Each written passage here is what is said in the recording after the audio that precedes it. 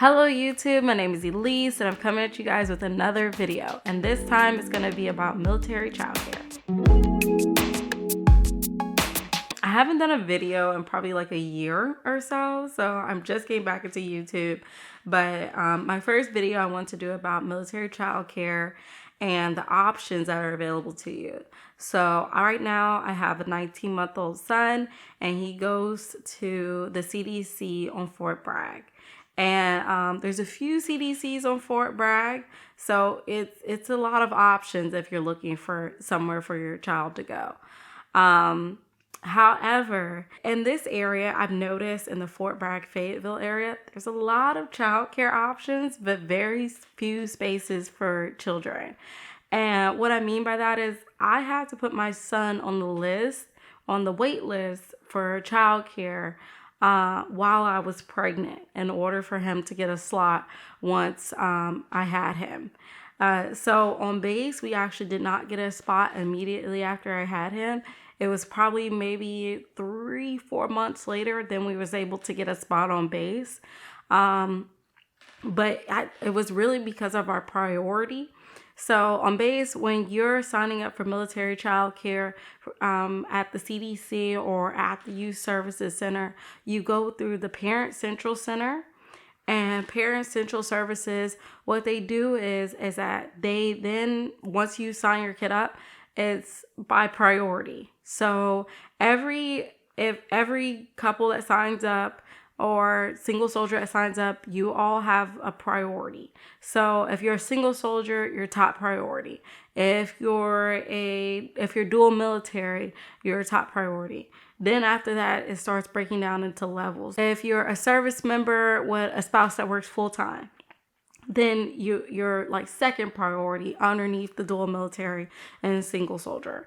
So it just keeps going down by priority, and then that's how they filter you out with your list of how you're going to get a daycare spot on base.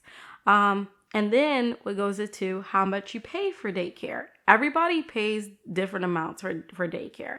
So they have it broken out in tiers, and it's by your income. And it's based on the income of the service member and the spouse. So they look at what the service member makes, the full amount, their base pay, their whatever special pays that they get, they add all of that up. And that's all counted in their income. And then they look at what the spouse makes. And whatever they make, then after that, you guys fall into a bracket. And whatever bracket you fall into, then they'll tell you how much you'll pay. And they have like vacation options, like a 2-week vacation option and then a 4-week vacation option. And what that means is that you could take 2 weeks off of daycare and you don't have to pay for it. But of course you have to do the paperwork, and you won't get charged for those 2 weeks that your child is not in daycare. Or you have the 4-week option where your kid could literally take off a whole month of daycare and you don't have to pay for it. So those are different options when you look into it. I was a little bit confused when I saw 4-week vacation, 2-week vacation. I had no clue what that meant until it was explained to me. So it was actually great that somebody explained it. So daycare is a huge thing. So if you are pregnant, sign up now if you need childcare once your child is born, because it is a very long list and you will wait a long time to get a spot. Off-post daycare, there's something you could get to offset the cost difference between off-post and on-post, which is childcare wear. Now, we did sign up for childcare wear because when my son was first born, since I couldn't get on-base daycare, we did try off-base daycare. And so we actually tried it in Fayetteville.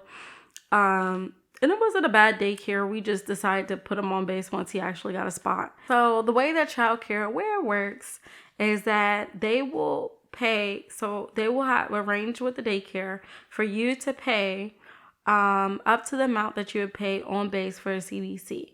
So whatever you pay there, and then the military will charge a fee, will have a fee assistance where they'll pay the rest of it. So let's just say you have a daycare and you're paying $1,500 a month for off post. And on base, you would pay $500 a month. So that $500 is what you'll pay. And then the military, they'll cover the $1,000. So, but the military will only cover up to $1,700. So if you go over $1,700 of what they'll pay, then you have to pay the difference. So that's kind of how child care aware works. Every military branch is different. So Air Force, I think they have a different program, but for the Army, at least, that's how it works. There is a delay on the payments. So if the military isn't making the payments on time or whatever is happening with your paperwork, you do have to pay the full amount to that daycare, whatever amount that they're charging. Also, there's only certain facilities that will take child care aware. So make sure when you're choosing a daycare that you're asking those questions. It is a great tool that if you're going off post, like to look into. There are little kinks in the system. I've heard a lot of stories where people are saying that they never received their child care aware, even though they signed up for it. But there's a lot of different stories there. But some people say it works fine for them. So, luck of the draw with the military. I put a link below for you guys so that, if you want to sign your kid up for child care aware, you can. So one more thing, you guys, that I forgot to say is that you need a letter of non-availability for on post in order to use child care aware. So what that means is that you need to be signed up for the CDC on post and there was no spots available when you need it. And then you'll get a letter saying, hey, there's no spots available. And then you turn that into child care aware. And then from there, that's how you'll be eligible to go off post for child care. I will say on post, at least for Fort Bragg, there was a lot of options. And when you sign up, you could literally sign up for multiple child care facilities. So just know that when you're signing your kid up, you can sign them up for as many as you want. And then from there, they also have a tool now where you can see if there's a possibility that you'll get a spot or not by the time that you put in there. So if you say, hey, I need a spot by December 1st, it'll tell you if there's a strong possibility that you'll get a spot or that there's a possibility that you won't for that facility. I know in my experience that it is very hard to get in infants and it's very hard to get in the step up from that, the toddlers classroom. So those are some very hard spots because what happens is those infants get older and they go right over to the toddler classroom. And so there's never really a space for a new toddler to come in. So it is very, it's a long process, a long game. And even off post, the spots are very, at least in the Fort Bragg area, it's very hard to get a spot. Moving on. So there's a lot of other parenting things. So ACS has a new parent program. So if you are a new parent having a kid, I think you can do it up to 3 years old, 1 to 3, or infant, newborn to 3. They'll give you the options while you're in the hospital too. But the new parent program is it's something that me and my husband, we took the classes, the new parenting classes. It was kind of, it was a class. And then after that, what happens is during your doctor's appointments, they have like a person on staff who will come to talk to you from the new parent program.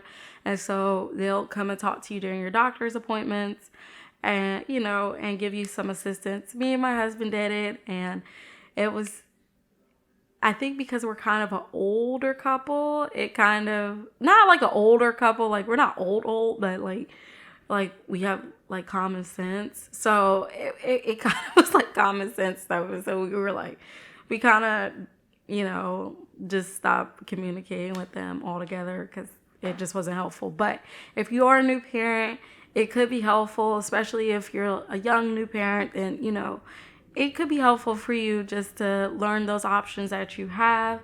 Or if you need help with anything, they try to give you assistance as much as possible. Like, If you need WIC or something like that, they'll help you sign up. If you just have any questions in general, they are helpful, and you could call them at any hours of the night. Because when we were going through something with our son, and she was like, call me, when you're going through it or whatever, and they could do all that for you. That was the main thing. So SIDS is like a huge thing for babies.